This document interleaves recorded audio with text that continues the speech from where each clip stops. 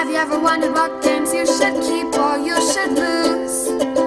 Find out here at Purge Reviews. Here's Epic Resorts Villain's Vacation. It comes in a very small box, and I'm sure you'll crack this open, throw this away like I'm going to, and put everything in the base game. First thing you're going to notice is you're going to get a nice little rule book. It's very small, but goes through each of the options in here.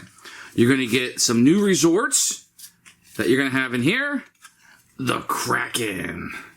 You're going to have a promo card for Vault War. Fantastic. We'll set that aside. And you're going to get a bunch of new cards. Let's go through and investigate this in a little bit more detail. So first thing you do upon setup is shuffle all of these cards into the deck. In particular, you're going to get the Kraken Strikes, which is Kraken's going to be added to this. As you can see here, he attacks the resort with the most diamonds, and he attacks each attraction. So you're going to have some new tourists that will be coming out, the Brood and the Grave Robbers and the Cultists and the Groupies and the Fire Chasers, etc. Then you'll also have some of these heroes that will be coming to interact with you, Corrupt Visors and Vampire Lords and Vital Necromancers. Oh, and the Wicked Witch of the West, although it doesn't say of the West. So those will just be shuffled into the deck. You also get some new attractions, which you'll shuffle in, the Copper Kettle Brewery, the Ancient Ruins, the Secret Lair, which is really cool. And so you just kind of shuffle these into their respective decks. And then you're going to get new workers. You're going to get Igor, which you discard, lose a person from your resort, but +1 to any villain. Organ Grinder, lose a person from your resort, gain 2 coins. Ghost Hunter, after a spirit monster attacks you, put it in your scoring pile. Spirits in your scoring pile worth 2 diamonds at the end of the game. You have the War Admiral, after a pirate monster attacks you, put it in your scoring pile. Pirates in your scoring pile worth 2 at the end of the game. Dragon Keeper, if a dragon monster attacks you, same thing.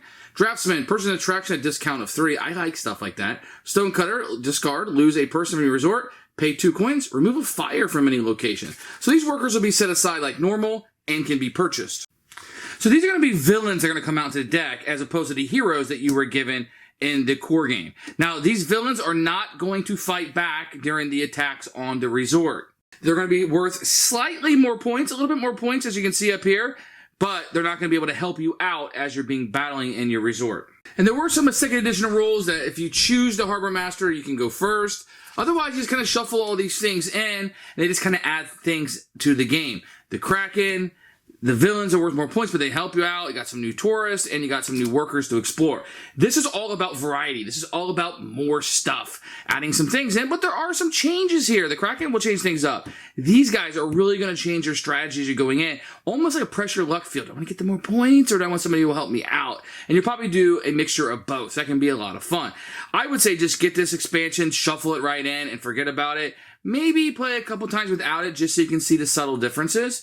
But for the most part, this is one of those expansions that feels like it could go right into the game without any issues. 2 thumbs up from me.